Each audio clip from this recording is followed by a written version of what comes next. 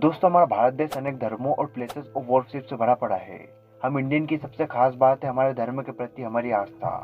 बचपन से हमारे पुराण में वर्णित 16 संस्कारों की वजह से हम मंदिरों को रिलीजियस टूर करना शुरू कर देते हैं, क्योंकि सांस्कृतिक, ऐतिहासिक और प्राकृतिक धरोहर के लिहाज से हमारे भारत को इसमें कुछ अलग ही वरदान मिला है। जहाँ पर उत्तर से लेकर दक्षिण और पूर्व से लेकर पश्चिम तक, यानी कि चारों दिशाओं में ऐसी सांस्कृतिक, प्राकृतिक और ऐतिहासिक घटनाएं बिखरी पड़ी है। लेकिन कहीं कमी रही तो देश की सरकारों में, उनकी नीतियों में और उनकी नीयत में। हमारे पूर्वजों की पहचान मिटती रही, विरासतें जर्जर होती रही और सरकार उन्हें मिटते हुए देखती रही। इतिहास में भारत में अनगिनत आक्रमण झेले, मंदिर तोड़े गए, आध्यात्मिक केंद्रों को जमींदोज करने की कोशिश होती रही। आजाद होने के बाद भी सरकारें सोती रही, मंदिरों का डिमोलिशन का काम लगातार चलता रहा। लेकिन दोस्तों, आज समय बदल चुका है। इतिहास का पहिया एक बार फिर घूम रहा है और भारत एक बार फिर अपनी संस्कृति और परंपराओं की ओर लौट रहा है। एक बार फिर इन मंदिरों के इर्द गिर्द इतिहास रचा जा रहा है। भारत में मंदिरों की आस्था को बचाने के लिए इसमें रिनोवेशन कर टूरिज्म सेंटर और एक ऐतिहासिक झरोखे की तरह विकसित किया जा रहा है।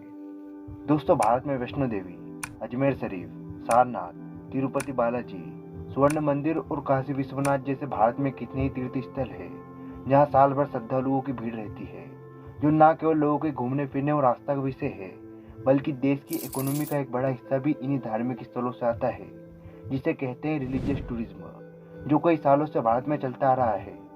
मगर दोस्तों, आज के भारत में, यानी 2024 के भारत में, इसका विस्तार कुछ अलग ही रूप में होता जा रहा है। लोग सिर्फ प्राचीन किले, महल, बीच या फिर भारत के जंगलों को देखने नहीं, बल्कि देश के तीर्थ स्थलों को देखने के लिए भी देश दुनिया से आते हैं। आपको जानकर शायद हैरानी होगी कि रिलीजियस टूरिज्म के बजट 3.2 लाख करोड़ और जीडीपी का 2.32% है ना फिगर चौंकाने वाला। यही नहीं दोस्तों, अगर हाल ही की बात करें तो अयोध्या में बने राम मंदिर को अब तक 5,550 करोड़ रुपए तक का डोनेशन मिल चुका है, लिटरली जो हमारे डिफेंस बजट से भी ज्यादा है। देखा जाए तो ये सिर्फ एक मंदिर की बात है, देश में ना जाने ऐसे कितने ही मंदिर है जो काफी रिच है। मिनिस्ट्री ऑफ टूरिज्म की माने तो सेंट्रल गवर्नमेंट ने साल 2022 से 2023 में टेम्पल से 19,34,706 करोड़ रुपए कमाए थे, जिसमें से 2,400 करोड़ रुपए तो सिर्फ भारत के 6 मंदिरों से आए थे। आंध्र प्रदेश में मौजूद तिरुमाला तिरुपति मंदिर ने 3,023 करोड़ रुपए, जम्मू में मौजूद वैष्णो देवी मंदिर ने 2,000 करोड़ रुपए, गुजरात के अंबाजी मंदिर ने 4,134 करोड़ रुपए, द्वारकाधीश मंदिर ने 1,172 करोड़, सोमनाथ मंदिर ने 1,205 करोड़ और वहीं पर अमृतसर के गोल्डन टेम्पल ने करीब 6,901 करोड़ रुपए अर्न किए थे। दोस्तों, भारत में रिलीजियस सेक्टर एक ऐसा सेक्टर है जो 12 महीने चालू रहता है। देश में इतने त्योहार और धर्म है कि साल में ऐसा कोई महीना नहीं होता जब कोई फेस्टिवल ना आए।